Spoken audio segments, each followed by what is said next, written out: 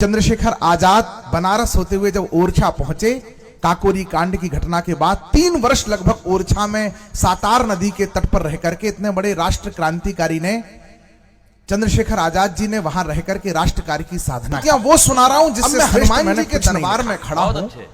आज मैं चंद्रशेखर आजाद जी को पूछता हूं, उनका भगत हूं। आप राजा हनुमान के भक्त हैं।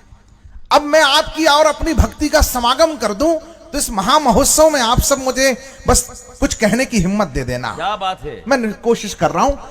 पूज्य गुरुदेव की उपस्थिति है, जिनकी वाणी, जिनके जीवन के संकल्पों ने आज हमें इस यात्रा को सार्थक कर दिया, जिनके चरणों में बैठ करके 3-4 घंटे ऐसे अमृत काल की तरह बीते हैं। सरसी वालों, आपकी भक्ति, आपके सामर्थ्य, आपके पुरुषार्थ को मेरा हृदय गदगद होकर के प्रणाम कर रहा है। मैं 8 पंक्तियां आपको सुनाता हूं और हमारी और आपकी भक्ति का समागम करता हूं। क्या बात है। चंद्रशेखर आजाद हनुमान, बाल हनुमान के मंदिर में ब्रह्मचारी हरिशंकर के रूप में पुजारी बनकर के वहां रहते थे ताकि अंग्रेज उन्हें पहचान ना सकें। यह इतिहास का तथ्य है, लगभग लोग जानते होंगे। कविता के पारखी लोग कहां हैं, मैं ढूंढना चाहता हूं।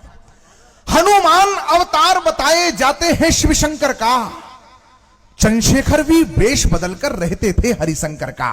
बहुत अच्छे। चंद्रशेखर भी नाम एक है वैसे भोले बाबा का, हनुमान सा रूप वही हो जैसे भोले बाबा का। एक दूजे की उपमा के उपमान दिखाई देते हैं, मुझको तो शेखर में भी हनुमान दिखाई देते हैं।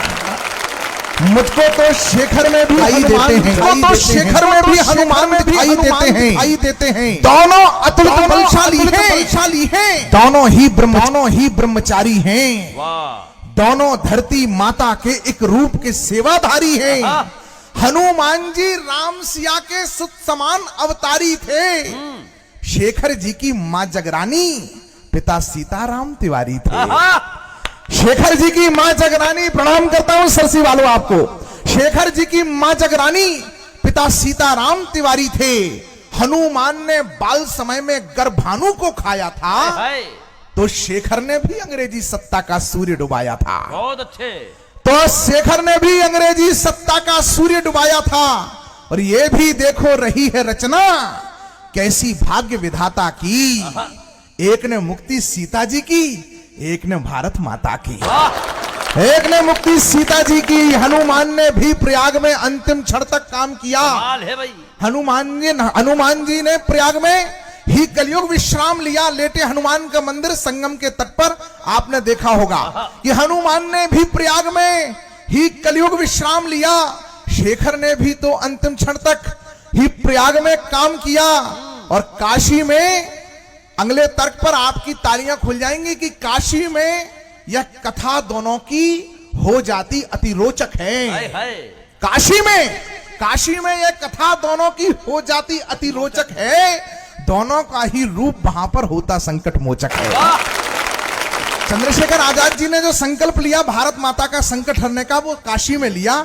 और संकट मोचक का मंदिर भी काशी में। दोनों की एक कथा काशी में हो जाती अति रोचक है। इसीलिए मुझको लगता यह रूप ना कोई दूजा है। उस मंदिर में हनुमान ने हनुमान को पूजा है। उस मंदिर में हनुमान ने हनुमान को पूजा है।